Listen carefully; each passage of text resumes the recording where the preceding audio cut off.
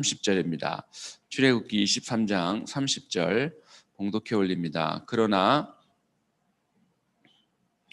네가 번성하여 그 땅을 기업으로 얻을 때까지 내가 그들을 너 앞에서 조금씩 쫓아내리라. 6월절 절기, 하나님께서 정하신 절기를 지킨 자에게 약속하신 삶이 어떤 삶이냐? 하나님께서 우리의 대적들 앞에서, 그리고 내가 들어가야 될 땅, 그 땅을 기업으로 주시고, 또한 그 땅에 있는 모든 제거물들을 다 조금씩 제거하신다고 약속을 하셨습니다. 우리의 삶 가운데 예수 그리스도가 십자가에서 고난을 당하심으로 말미암아 단번에 드리신 제사로 저희들이 하나님의 자녀가 되고 하나님의 약속하신 그런 기업을 받을 수 있는 그런 자격이 주어졌습니다. 그래서 정말 우리가 그 기업에 이르는 땅, 새 하늘과 새 땅에 이르기 전까지 하나님은 우리를 이 땅에 살아가게 하시면서 우리의 삶 가운데 있는 우리들의 대적들을 그리고 우리 삶 가운데 있는 죄악의 모습들을 다들 단번에 끊어지는 사람이 없죠. 내가 예수 믿고 나서 한 번도 죄를 안 지었다, 그런 사람은 없습니다. 날마다 조금씩 하나님 성화되어 가는 과정을 통해서 주님이 새하늘과 새 땅의 죄들 이르는 그날까지 주님은 저희들 삶 가운데 개입하시고 역사하시는 것을 볼 수 있습니다. 이것이 사실은 얼마나 부러운, 이것을 모르는 자들이 볼 때는 얼마나 부러운 일인지는 사실 그들은 알지 못합니다. 알지 못하지만 영적인 눈으로, 이게 신앙의 눈으로 이 하나님이 약속하신 기업, 유업이라는 것이 어떤 것인지 알면 모든 사람들은 부러워할 수밖에 없을 것입니다. 제가 이렇게 사람들을 부러워하는 거 별로 없는데, 많이 배운 사람, 많이 가진 사람, 높은 지위에 있는 사람, 아예 부러워함이 없다 그러면 거짓말이겠지만, 그러나 그것보다 제가 정말로 부러워하는 것이 있습니다. 그것은 믿음의 가문입니다. 모태신앙은 사실 그렇게 부럽지 않은데, 최소한 저 집안이 4대째 예수 믿는 집안이다. 근데 그것도 부럽지만 더 부러운 것은 4대, 5대, 6대째 목회자 집안이다. 제가 6대째 목회자 집안 어떤 목사님 있는 것을 봤습니다. 작년에 어떤 영상을 보다가 미국의 영적 대각성 운동에 엄청나게 쓰임받았던 조나단 에드워드 목사님이 있습니다. 그 목사님의 후손인 어떤 목사님이 나오는 아주 오래된 집회 장면을 본 적이 있습니다. 미국에서 정말 그 영적 대부흥 운동에 쓰임받았던 미국 교회사에서 빠질 수 없는 그런 조나단 에드워드의 후손, 정말 그런 목회자들을 보면, 그런 사람들을 보면 그것이야말로 이 땅에서 부러워해야 될 것이 아닌가. 다른 세상에서 성공한 사람, 좋은 학교 와서 좋은 직장 가져서 높이 쓰임 받는 것보다, 그것은 사실은 이 땅에 있는 동안만 유효한 것이지, 하나님 나라 새하늘과 새 땅에 갔을 때 그것이 무엇을 자랑하겠습니까? 천국에 가면 길거리에 금, 은으로 온갖 보석으로 다 치장이 되어 있는 그곳에서 내가 가진 것이 뭐가 자랑할 것이 되겠습니까? 그래서 이 영적인 유산들을 가지고 있다는 것은 얼마나 큰 은혜인지, 감사해야 될 일인지 모릅니다. 출애굽기 6장 8절에 보면 하나님이 모세에게 약속하신 말씀이 있습니다. 내가 아브라함과 이삭과 야곱에게 주기로 맹세한 땅으로 너희를 인도하고 그 땅을 너희에게 주어 기업을 삼게 하리라. 이스라엘 백성들이 출애굽하였습니다. 출애굽 하나님이 시켰을 때 어느 땅이 좋지? 얘들을 어느 땅으로 이끌어 가야 될까? 그것이 아니었죠. 벌써 이들이 출애굽하기 이전에 아브라함의 후손이 400년간 종살이하고 난 이후에 출애굽을 하신다고 했는데, 하나님의 예배하심은 그 이전이었습니다. 재벌들이 자식에게 그 회사를 물려주려고 계획을 세우는데 그들이 언제부터 계획을 세우겠습니까? 얘가 대학을 졸업하고 그 회사에 입사하면서부터겠습니까? 아니죠. 결혼을 하고 그 아이가 태어나는 그 순간부터 그들은 얘가 태어났을 때 언제 뭐를 언제 유학을 보내고 언제 회사에 들어오게 해서 이것을 어떤 방법으로 세금을 안 내면서 이들에게 이 회사를 물려줘야 되겠다. 그런 준비를 사람도 벌써 태어났을 때부터 합니다. 하물며 하나님께서 당신의 자녀들에게 어떻게 하시겠습니까? 그것은 바로 창세 전이겠죠. 창세 전에 우리가 모든 것이 다 만들어지기 전에 하나님은 모든 것을 준비하고 계셨다는 사실입니다. 기업 혹은 유업, 저희들이 사는 이 땅에서는 부모로부터 물려받은 재산이나 또한 사업 혹은 땅, 부동산 등을 이야기합니다.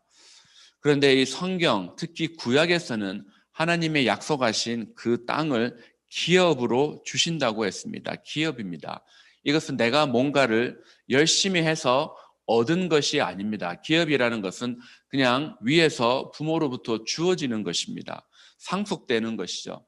내가 그냥 그 상속받을 자격만 있으면 그 내가 상속자 집안에 태어나기만 하면 그것은 나에게 상속이 되는 것과 마찬가지로 하나님의 자녀들이기 때문에 하나님은 당신이 약속하신 기업을 주신다고 하셨습니다.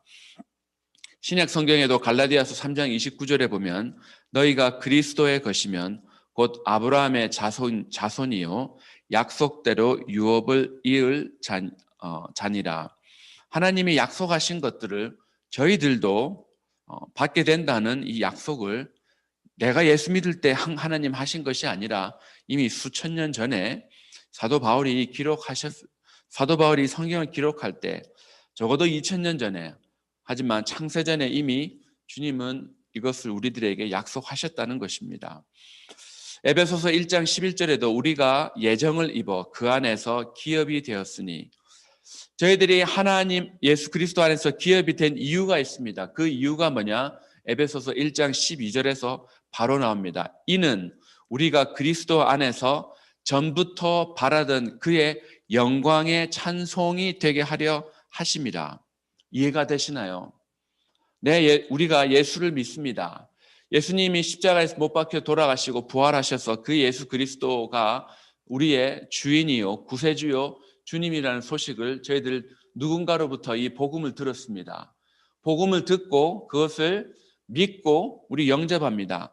그 영접하는 순간 이미 창세전부터 예정되어 있던 예수 그리스도 안에서 영광의 찬송이 우리를 되게 하신다는 사실입니다.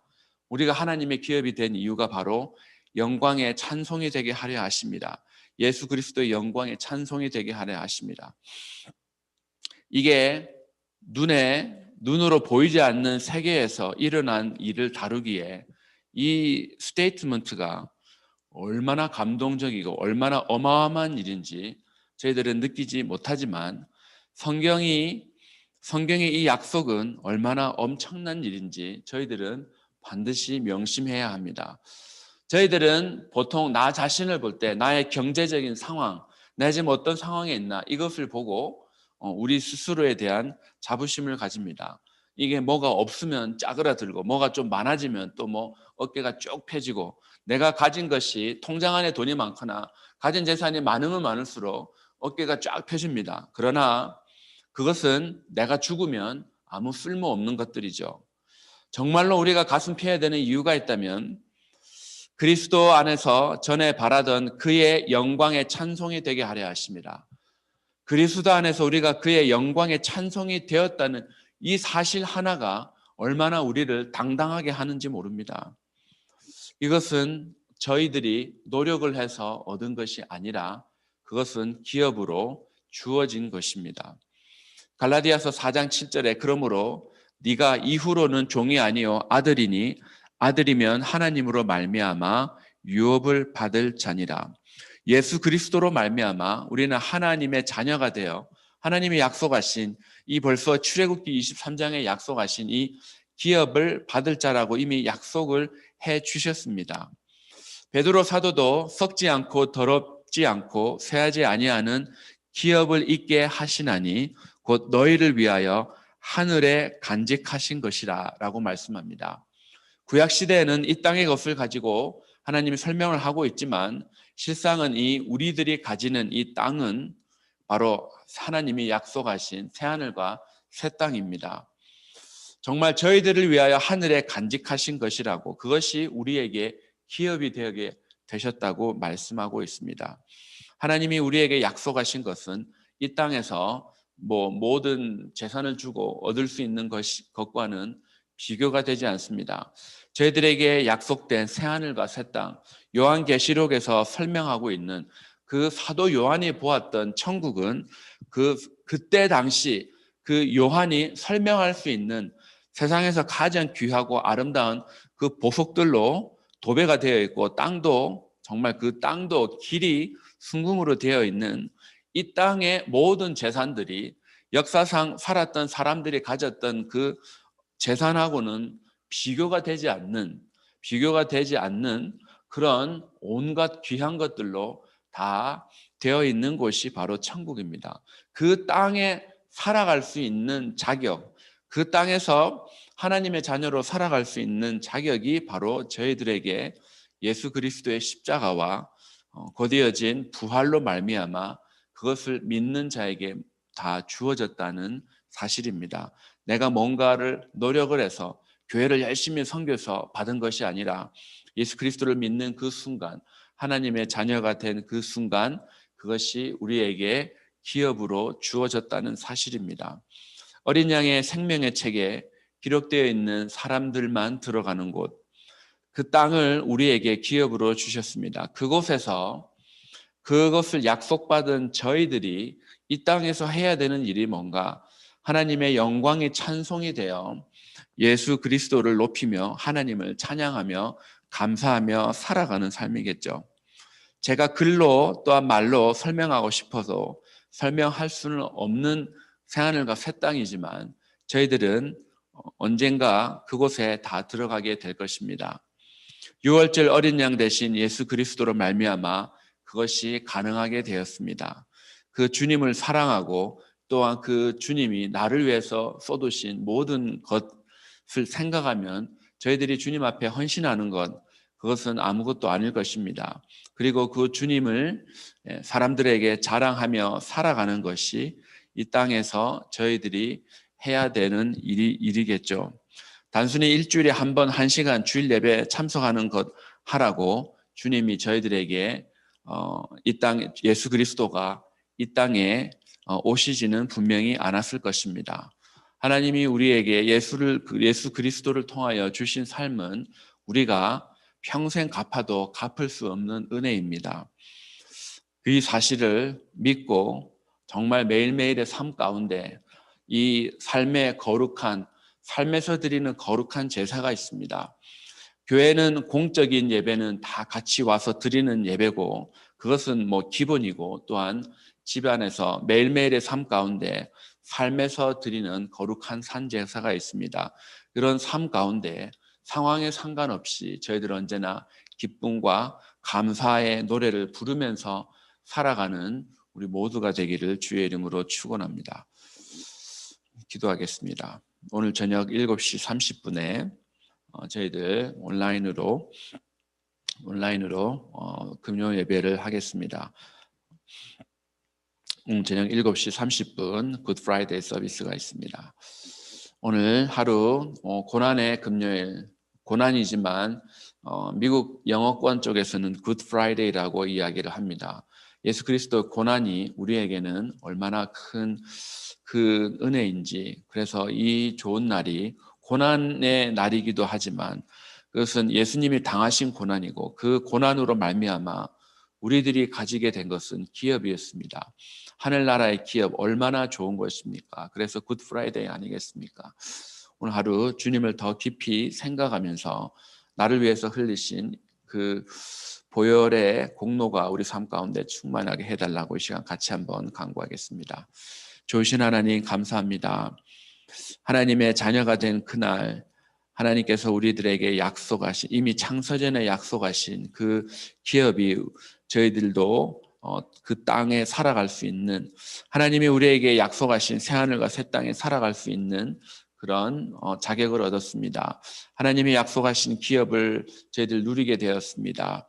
아버지 하나님, 그 주님이 우리에게 약속하신 그 기업이 얼마나 얼마나 어마어마한 일이고 엄청난 일인지, 저희들 그것이 이 땅에서 줄 수 없는 것이기에 언제나 주님의 그 은혜에 감사하며 감격하며, 또한 주님이 우리를 위해서 지불하셨던 그 대가인 예수 그리스도의 그 고난이 저희들 삶에 2021년을 살아가는 저희들에게 어떤 의미가 있는지, 이 지역에서 하나님이 우리를 두셨을 때 과연 무엇을 바라시고 우리를 이 땅으로 부르시고 이 땅에 살아가게 하시는지, 그 예수 그리스도의 십자가가 이 땅에서 살아가는 사람들에게 어떤 의미여야만 하는지, 나는 그 십자가를 위해서 무엇을 하고 있는지 저희들 삶을 다시 한번 점검해 보며, 주님이 약속하신 그런 기업을 다른 사람들도 받게 하는 일에